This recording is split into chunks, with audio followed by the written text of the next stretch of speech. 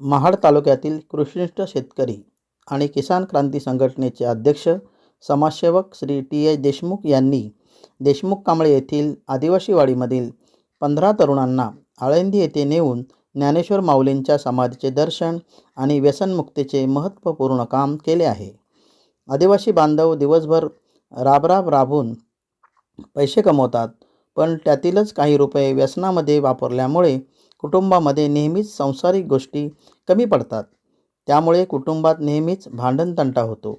यावर उपाय म्हणून समाजसेवक श्री टी.एच. देशमुख यांनी स्वखर्चाने देशमुख कांबळेतील आदिवासींना बरोबर घेऊन आळंदी येथील संत ज्ञानेश्वर महाराजांच्या समाधीचे दर्शन आणि व्यसनमुक्तीच्या माध्यमातून आदिवासी तरुणांना आळंदी येथे समुपदेशन करण्यात आले आहे.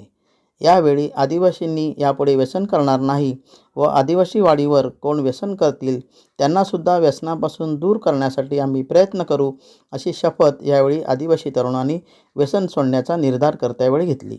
यावेळी किसान क्रांती संघटनेचे अध्यक्ष श्री टी.एच. देशमुख, सचिव श्री राजेंद्र जैतपाळ, किसान क्रांती संघटनेचे महाड तालुका अध्यक्ष योगेश साळुंखे, महाड तालुका सचिव सुरेश पवार, देशमुख कांबळे आदिवासी संघटना अध्यक्ष गंगाराम गोपीनाथ पवार, उपाध्यक्ष पांडुरंग शंकर काटेकर, सचिव उत्तम गजानन मुकणे आणि 15 आदिवासी बांधव या व्यसनमुक्ती कार्यक्रमाच्या वेळी हजर होते. संत ज्ञानेश्वर माऊलींच्या समाधीचे दर्शन आणि व्यसनमुक्ती समुपदेशनाच्या मार्गदर्शनामुळे देशमुख कांबळे येथील आदिवासी बांधव भारावून गेले आहेत. कृषी दर्पण न्यूज चॅनलसाठी राजेंद्र जैतपाळ, महाड, रायगड.